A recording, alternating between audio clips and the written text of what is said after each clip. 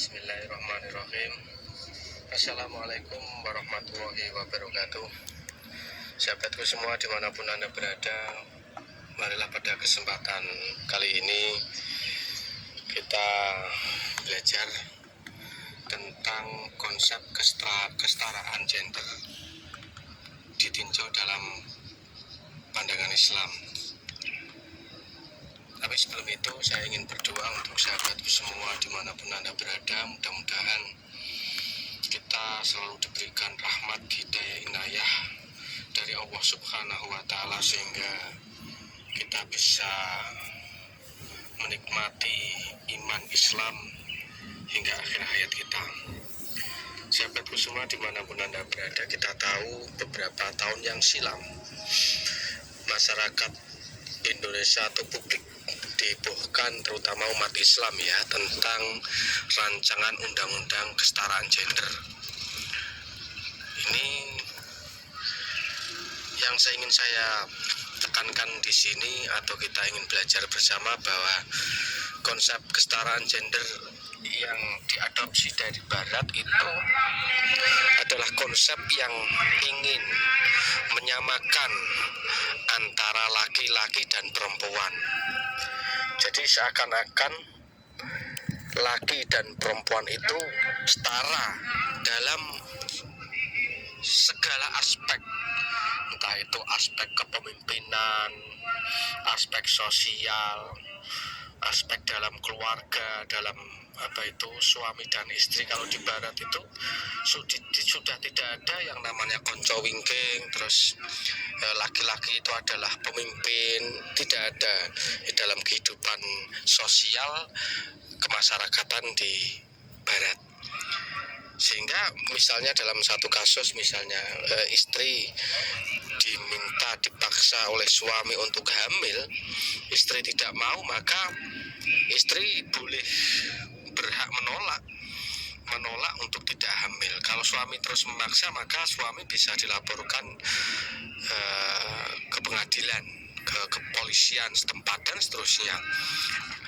Antara ayah dan anak kandung, anak juga pun dianggap setara ya, sehingga kalau ayah ingin bertemu dengan anaknya, misal satu contoh, anaknya belum bisa mengirim surat kepada ayahnya ya, hari ini saya belum bisa menemui ayah, sehingga mereka belum bisa bertemu. Jadi inilah kesetaraan gender yang diberlakukan di negara Barat.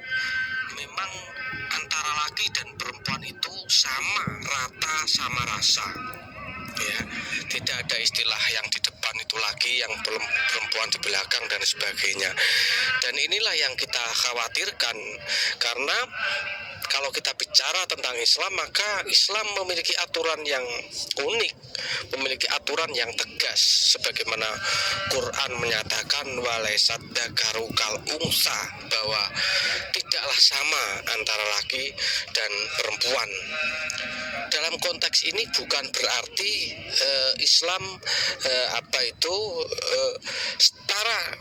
Dalam kata lain, setara dalam Islam itu adalah setara dalam sebagai sama-sama ibadah, sama-sama hamba Allah ya. Seorang laki-laki berpuasa, dia dapat pahala. Seorang perempuan dia berpuasa, maka dia juga dapat pahala. Yang menuntut ilmu, laki maupun perempuan, sama-sama mendapatkan pahala dan seterusnya. Tetapi dalam aspek yang lain, laki memang berbeda dengan perempuan. Cobalah kita tengok secara fisiologisnya, secara fisiknya ya.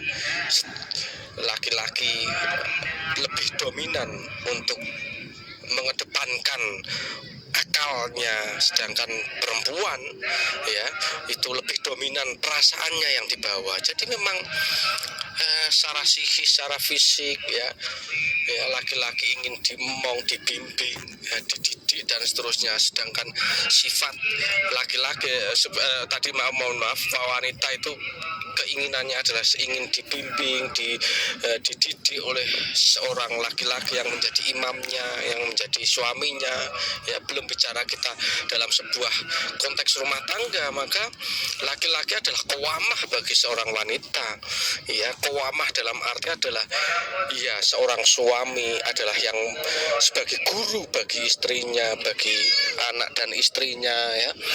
Seorang suami juga sebagai imam ketika anggota keluarganya berselisih ya. Seorang laki-laki itu sebagai soko guru ya, ya tiang pondasi dalam sebuah bangunan yang harus kuat kepemimpinannya dan seterusnya. Maka yang harus kita pahami juga adalah misalnya masalah pendidikan, kurikulum, dalam materi kurikulum. Maka sebetulnya kita harus membedakan ya, kita memberi pelajaran ya, memberi pelajaran anak laki dan anak perempuan itu tentu berbeda ya, dan seterusnya. Bagaimana dalam hukum Islam, fikih kita bicara tentang imam itu harus laki-laki ya, yang adzan, yang khutbah laki-laki, yang ada perintah untuk berjihad di medan pertempuran adalah laki-laki dan seterusnya. Banyak kita jumpai. Belum kita bicara masalah waris ya, belum bicara kita masalah apa itu hak-hak yang diberikan Allah itu berbeda, diberikan laki dan perempuan itu berbeda. Dengan kata lain, memang konsep kesetaraan gender yang dari barat yang dimaknai bahwa laki dan perempuan sama semua dalam aspek kehidupan ya, aspek sosial, aspek keluarga dan seterusnya. Maka ini yang harus kita waspadai. Jangan sampai keluarga kita hancur karena mengikuti konsep ini ya. Bagaimana seorang laki dan perempuan, seorang suami dan istri itu tidak ada yang namanya pemimpinnya adalah suami, karena di barat memang sudah setara, sahabatku semua. Oleh karena itu pada kesempatan kali ini saya ingin mengingatkan tentang bahayanya konsep kesetaraan gender, dalam arti bahwa laki dan perempuan itu sama rata, setara semua dalam bidang apapun. Demikian sahabatku semua yang bisa saya sampaikan, mudah-mudahan bermanfaat. Terima kasih. Akhirul kalam. Wassalamualaikum warahmatullahi wabarakatuh.